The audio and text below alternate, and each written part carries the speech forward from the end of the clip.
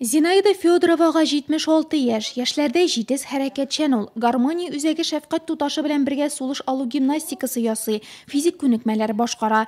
Массаж турында да онытмый, шулай да яшь калу сире йомшак күңелле булуда дип саный. Помогает, а как же, я же говорю, утром Иртә торуга зарядка ясыйм, кәйфем күтәрелә, җиңеләеп китәм. Теләгем булган сайын спорт белән шөгыльләнәм, хәтта телевизор караганда да.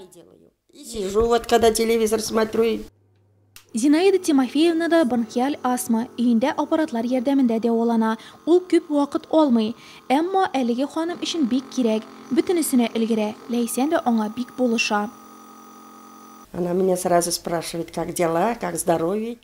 Ул миннән сәламәтлегем турында сораша, кәйфемне белешә, дарулар бирә, телефоннан да еш шалтыратып тора. Зина миңа һәрчак яхшы мөнәсәбәттә, гел күңелле каршы ала, азатып кала.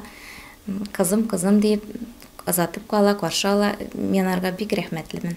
Эш бала әнисе, 6 ынык әбисе бәйли ишигә тозланмалар ясый. Еш кына һава суларга чыга, кешеләр белән аралашырга ярата. Бары шаяртып кына үзен өлкән кеше дип атый. Миңа бары 16 ди ул. Нәкъ менә яраткан фоторәсемендәге кебек үк икән.